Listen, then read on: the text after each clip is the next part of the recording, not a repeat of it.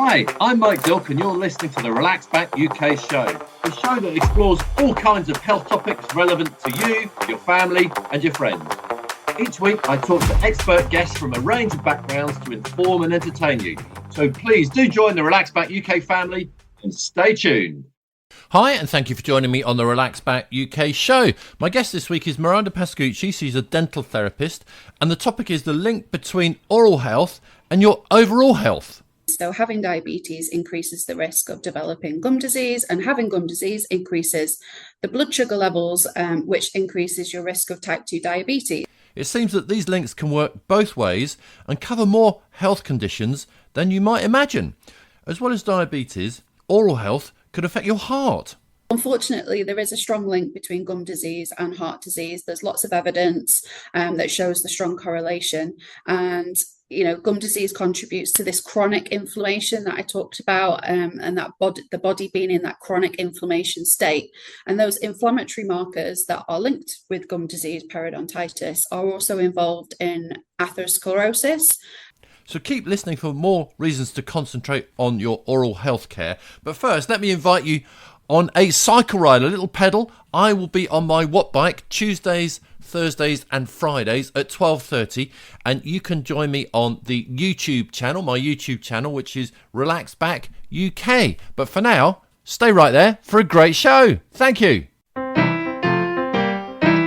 show is cool! So first of all, when chatting with dental therapist Miranda Pascucci, I wanted to know actually what exactly is a dental therapist? Yeah, of course. So a dental therapist is sort of sits in between a hygienist and a dentist. So my role within general dental practice is that you can come and see me for a checkup. I can do oral cancer screenings. And then if, for instance, you needed some treatment, sort of like a filling, a scale and polish, then I could carry that out for you as well. Any sort of further complicated treatment, like a root canal or a crown, then I would refer you on to see the dentist. And dental hygienists really sit with the gum disease and treating that side of things. So that's where I sit. Excellent. All right. Good. Thank you very much for that. Now, what I'm keen to chat about is kind of the link between oral health, gums and teeth, and other things in the body. Because there's been a lot in the news and on social media recently about the link between various things that can go wrong with your mouth and how that might affect different parts of your body. Yeah. And also the other way around, how things sort of going wrong with other parts of your body might affect your mouth. So it's kind of obviously a bit of a symbiotic relationship, I guess. And loads of things are cropping up. So I'm keen to sort of explore just a few of those, if we may. And when we were chatting just now, you said, well, actually, one of the most important things there does seem to be a relationship between the two is diabetes. Yes. So tell us a bit about that. What is the relationship? Which way round does it go? It goes both ways. So gum disease, sort of severe gum disease, which we call periodontitis, it has a bidirectional relationship with diabetes. So having diabetes increases the risk of developing gum disease, and having gum disease increases the blood sugar levels, which increases your risk of type 2 diabetes. So having diabetes, but also some of the medications that go along and treat diabetes so you make less saliva, meaning that you're at more risk of sort of tooth decay, gum disease. Diabetes increases the amount of sugar, so glucose present within the saliva, which harmful bacteria in your mouth feed on. And then that forms plaque, which is the sticky film that develops on your teeth. If you've ever woken up in the morning and your teeth are a bit furry, that's plaque, and that is bacteria. And if left in situ for a period of time, that plaque becomes quite complex, matures, grows in numbers, the number of bacteria, and that leads on to gum disease and tooth decay. Goodness. So you really do notice that if people are diabetic, that their teeth and their gums are likely to be in a worse state? Yeah, absolutely, especially if it's uncontrolled diabetes. And, I've seen a few patients now over the last 25 years that they've come in and go, Miranda, my gums have started bleeding. My gums are sore, they're inflamed, they look red, and I don't really know what's going on. And I might take some x-rays and, 6 months ago, they're bone levels, which hold our teeth in our head, were quite normal, but 6 months later, it's quite destructive, and that bone levels have started to shrunk, which is gum disease, periodontitis in its form. And it's because they're unaware. And it's like, have you had a blood test recently? Have you talked to your GP about the possibility of having diabetes? And they go away and they have these blood tests, and they have uncontrolled diabetes, and it often can show first off in their mouth. So you've actually sent patients off to their GP, and then they've been diagnosed with diabetes? Yeah. Okay, well, so you've probably done them a big favor in that situation.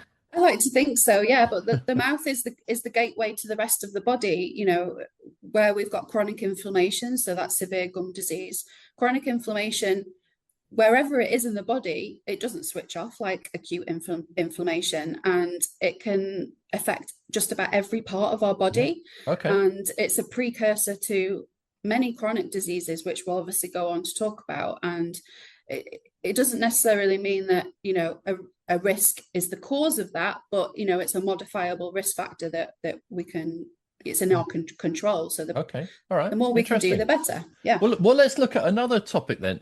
Yeah. Everybody is talking about the gut biome, the gut microbiome at the minute. It seems like you can't turn on your computer or look at your phone without someone shouting about that. Now, you just said the mouth is the gateway to the body, obviously, because everything you eat goes through your mouth and ends up in your gut.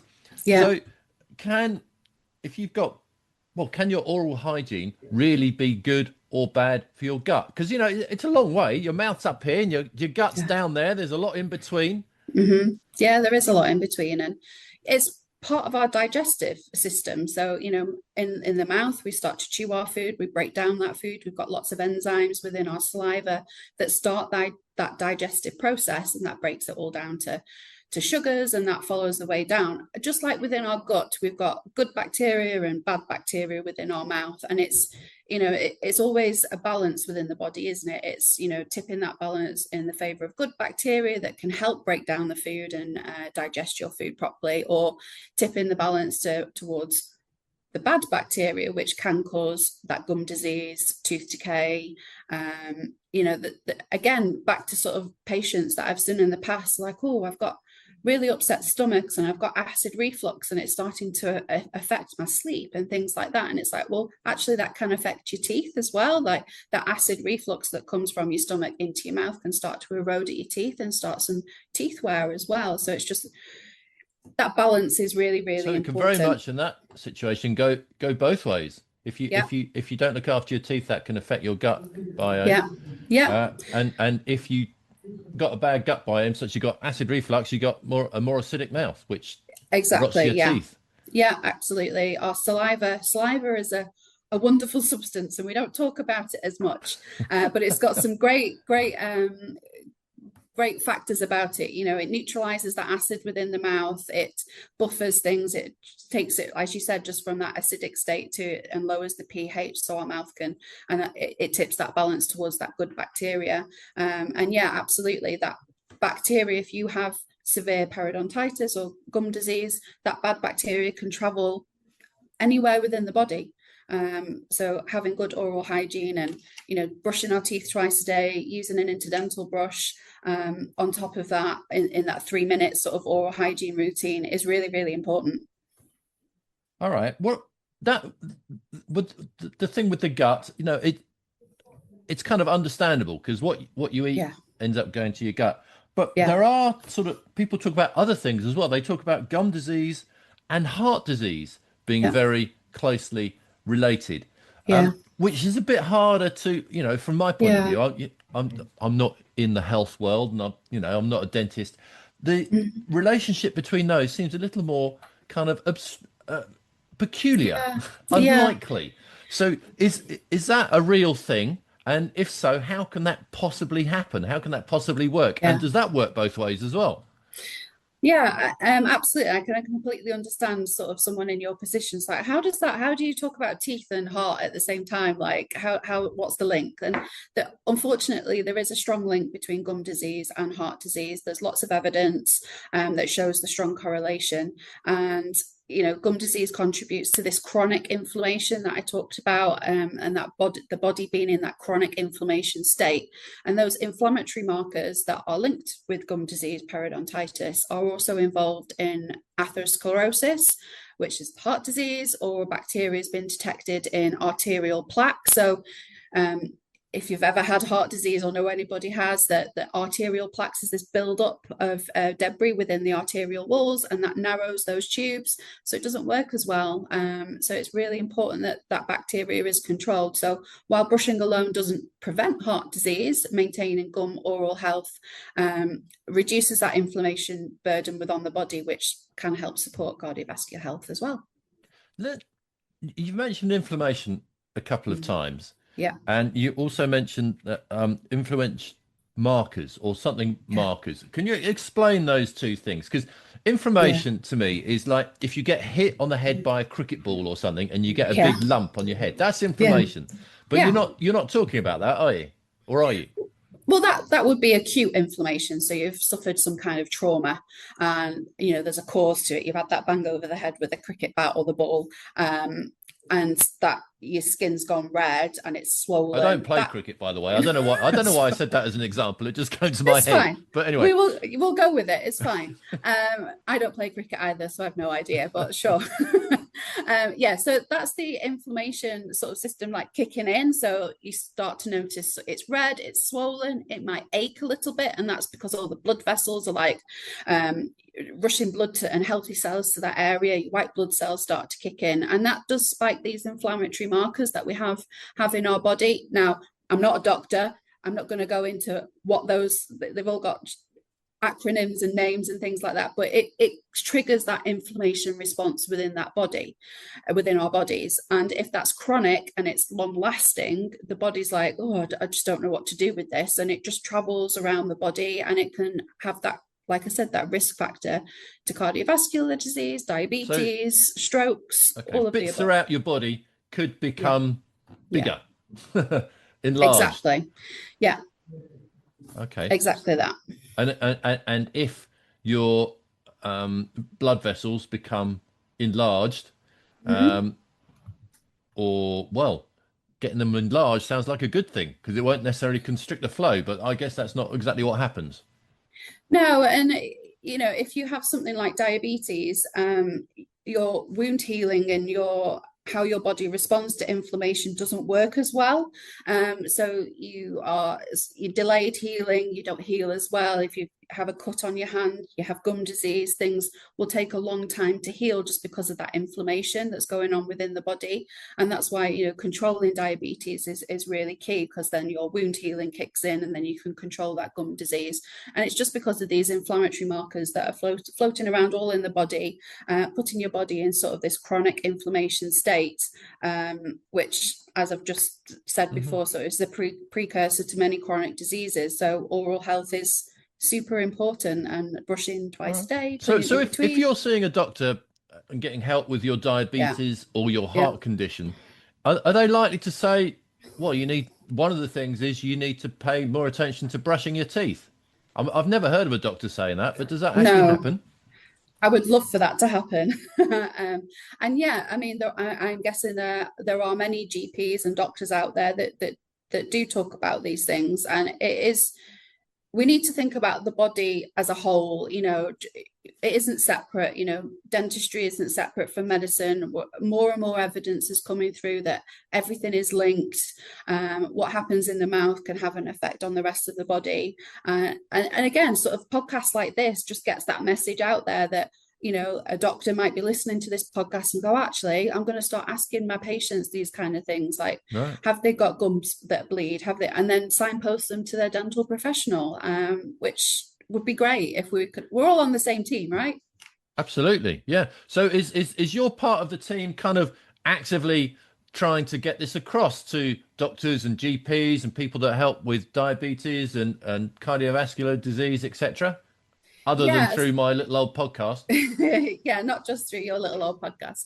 We have a whole education program here at TP. I work with pharmacy students.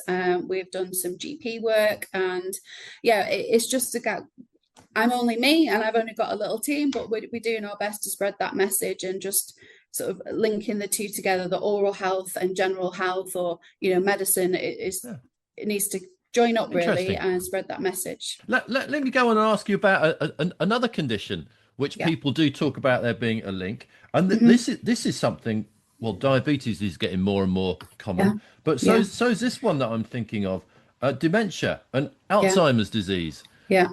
Again, how can there possibly be a link between how clean your mouth is and how well you brush your teeth and your brain? Yeah, it's a fascinating sort of compelling area of research that's ever evolving. And you can go to Alzheimer's UK and there's lots of research on there.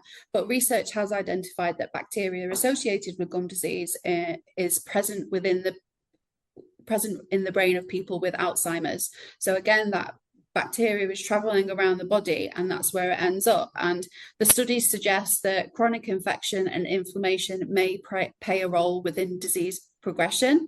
However, you know, that doesn't mean that oral health causes out, you know, if you've got bad oral health causes Alzheimer's, but again, it's that modifying risk factor that we can all control with daily brushing and incidental cleaning as well. Sure, because my initial thought there was, well, you know, if you have dementia, you're probably less likely to look after your teeth that well anyway. So how can you tell which way around it goes? Yeah, it's really difficult with patients with dementia and Alzheimer's because, you know, they forget parts of their daily routine. They may forget to brush their teeth, or they have trouble with yeah, exactly. But also like depth perception. So just to us, what would be a simple task of putting toothpaste on a toothbrush, that becomes really difficult with someone with dementia or Alzheimer's. So then they might just think, oh, just give up. And especially when a person with Alzheimer's is non-verbal, they can't tell somebody to tell their carer or their, you know, there's lots of adult children of those parents that look after them as carers. They can't tell when they're in pain because they're non-verbal and they may drool, or they might not want someone near the mouth. So then, you know, a carer looking after someone with Alzheimer's then struggles to, you know, give good oral care and brush that person's teeth because the person's pulling away. And, you know, there's so many other, you know, debilitating factors to Alzheimer's disease that if you are a carer of someone with it, it's an awful disease to watch. And, you know, other things become priority other than brushing, but actually it can make such a big difference in the quality of life for that person.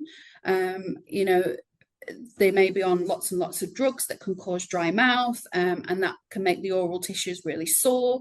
But also, again, going back to that plaque builds up because it's a great, you know, condition for plaque to grow, and then they may end up with more tooth decay and gum disease, and then things become really sore. So it goes around in a vicious circle, unfortunately. And yeah, another message that I'm really wanting to get out there is, especially for our carers who work in care homes or residential homes, is that oral care is really important, and it can actually have a massive impact on these patients. You know, just the fact that just being able to eat a meal and chew it efficiently without things being sore, or, you know, having enough saliva to chew that food and swallow it. You know, nutrition is so important, especially towards end of life and things like that. So yeah, it's a big subject, really. Something that you mentioned there kind of sparked a thought for me. You said that, you know, some drugs cause mouth dryness. Now, I think I've experienced that actually. Really? Now, what was it for? I think it was one of the blood pressure drugs that I was just going to say, was it a blood actually. pressure tablet? And I developed a bit of a cough, and I think that was through general dryness. Now, there are probably lots of drugs that do a similar thing, and lots of people that are taking them and not, so people like me, and not thinking, oh goodness, my mouth's a bit dry, feels a bit dry, and linking the two. Because what you've said about your mouth being dry, it becomes harder to look after your teeth and your gums. Exactly. And you're absolutely right. I haven't counted them personally, you know, because it would take me quite a while, but I think there's over 500 drugs where, you know, one of the side effects is you might have a dry mouth. Yeah.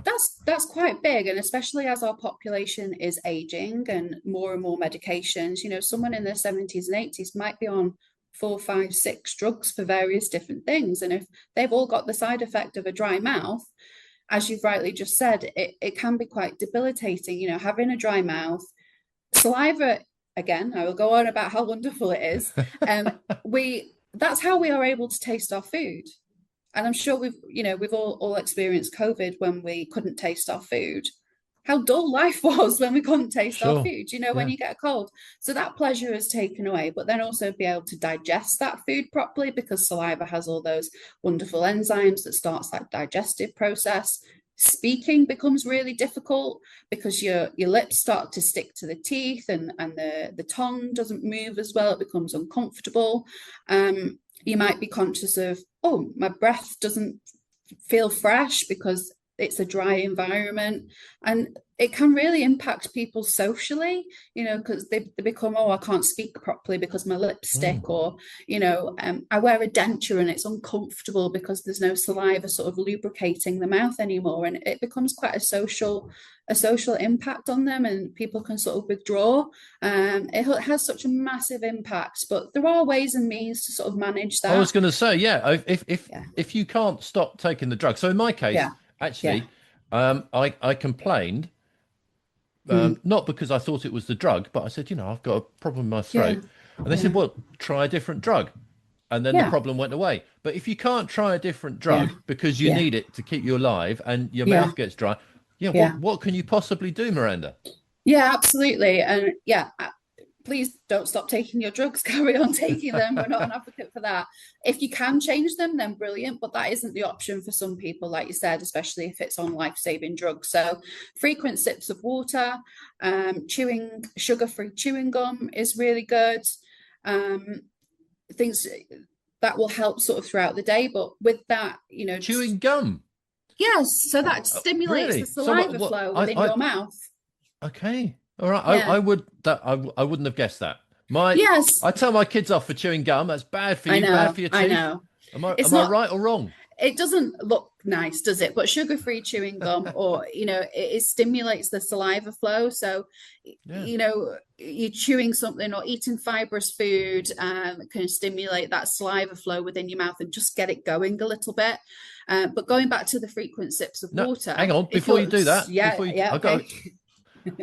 I say to my kids, your stomach is expecting food. You're chewing. It's going to be making acid. There's no food for it to digest. You're going to digest your own stomach. I don't think that's quite factual, but what you tell your children is up to you. But no, it does stimulate that saliva flow. It makes things feel fresh as well. So again, if you're somebody's thinking, oh, my breath doesn't feel so fresh because my saliva isn't working as normal because of dry mouth, then that will freshen things up. But there's lots of things that you can get on the high street that can help with that. TP has their own sort of hydrating mouthwash that can be used, and sort of dry mouth products. We have a spray that can be used. You can pop it in your bag. It can be quite discreet, and use that on the go, which is really useful to sort of stimulate that saliva flow, which is great. Interesting. All right. Another thing that people talk about, maybe they don't talk about this one so much, but I know it is something that affects a lot of people, and that's sleep apnea. Yeah. So people kind of wake themselves up through snoring or all sorts of different reasons. And I think a lot of that is potentially sleeping with your mouth open. Yeah. Now, which way round does that work? If you have poor oral hygiene, can you sleep with your mouth open? Or can sleeping with your mouth open lead to poor oral hygiene? Yeah, so mouth breathing, sleep apnea often reduces back to saliva, my favorite fluid. That sounds right. It reduces the saliva flow. Our saliva flow reduces at night anyway, regardless. You know, you can be fit and healthy. Our saliva flow reduces anyway. That's why you got to brush your teeth before you go to bed. Exactly, because the bacteria. I listened to you last time, Miranda. Thank you. I appreciate that. Yeah, but mouth breathing, sleep apnea reduces it even further. Dries out that oral tissues, and that can increase the risk of that plaque, that bacteria building up, which can lead to gum disease, tooth decay. That chronic dryness allows the plaque bacteria to build up more easily, especially overnight. And people with these sleep related breathing issues should be really diligent with their toothbrushing just before they go to bed at night, which is great, but also that interdental cleaning with interdental brushes. But they also might benefit from some professional guidance if this is something that they're dealing with, because there's lots of help out there for them. Goodness, there's a lot to this. Something else that people are talking about a lot at the moment, and it's something that is really difficult to avoid. And this might be a bit of an unfair question, but I'll ask it anyway. UPF, ultra processed foods. Yeah. Now, everyone says, oh, they're bad for us. And they may well be, but are they specifically bad for our teeth and our gums? Yeah, so UPFs are, and rightly so, getting kind of a bit of a bad rap. And I'm all about balance. Like, life would be no fun without, sometimes having some cake or whatever. But, it's all about balance. But those ultra processed foods do tend to favor sort of acid producing, they're quite soft and sticky. So if you think about cake, it's soft and sticky, it's easily consumed, so you tend to eat more of it, but it clings to the teeth, so that prolongs the acid exposure within our teeth. So unless you're brushing your teeth straight after, which most of us don't do, that acid exposure is prolonged, that bacteria start to do more damage, and it just continues from there, and it imbalances that oral microbiome, going back to what we were talking about before. So yeah, having a balance with obviously whole foods, fiber rich foods which support that saliva flow, and a more balanced microbiome environment makes sort of a better place to be, really. That balance with UPFs. Right. And yeah, thorough plaque control. I will preach about it for a long, long time. But, it's brushing, but also that in-between cleaning, which is really important. All right. Goodness. So, I mean, we've covered an awful lot of things. We have, yeah. So I must admit, before our chat, I did a little Google to try and find a list of things that can be connected to oral health, either causing the problem or the whatever it is causing the oral health problem, whichever way round. And I was amazed at the sheer number of things. Yeah, and we've not even gone into menopause and women's hormones and pregnancy, all of that. There's a whole other. All right. Well, look, there's loads of stuff that we've not covered.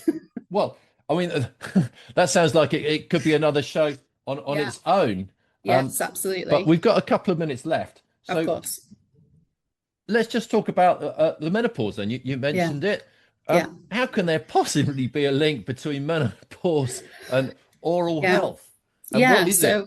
Which way round? Yeah, it's due to our hormonal changes during menopause, like falling estrogen levels reduces, again, saliva flow, which can alter that oral microbiome, increasing the risk of dry mouth, gum inflammation. Lots of women that I've seen in that menopause stage suffer with a burning mouth sensation, which is really sort of distracting and irritating. And it also accelerates the bone loss around the teeth. So as I mentioned earlier, the bone is what keeps our teeth in our head, but because of these hormone decreases and things, the hormones sort of decreasing and moving around, it can cause all sorts of issues. And because the gums are quite hormone sensitive, the menopause can make them more reactive to plaque. So any sort of minor buildup of plaque bacteria, the gums can sort of have a reaction to it and become inflamed, which again, go back to the brushing and the interdental cleaning is really, really important in that time. But that can happen during pregnancy. That can even happen cyclical every month, when a woman goes through their periods every month as well. Right. Goodness me. Do women still get free dental care when they're pregnant on the NHS? They always used to. Yes. Okay. I've not been aware of any changes. All right. So because I remember when my wife was pregnant, really trying to get her to take advantage of that, because this is a time when it can really affect your teeth. So and I think she did. So that's good. Probably a good thing to put out there. Absolutely. Go to the dentist and get things sorted, because things are likely to go wrong. Yeah, exactly. You're just putting yourself at more risk, unfortunately, just because of the hormone changes. And again, back to sort of gum inflammation and periodontal disease, it can have an effect on babies and preterm sort of birthing rates as well. You can have issues with that. Like I said, this is a whole other podcast. You will be invited back, don't worry. But for now, perhaps because we've spoken about a lot of different things. Yeah. If you can point people, if they're interested and want to look up more, so some good sources of information, probably good websites that say the sorts of issues that might crop up. But also, if you have maybe some pointers to any scientific study, possibly peer-reviewed, published papers, if people want to go dig into it a little bit more, because on this show we like data, we like stats. And then we haven't really gone into specific data and stats, but if we can point people to where they might find some of these things, if they want to, that would be really helpful, I think. Yeah, of course.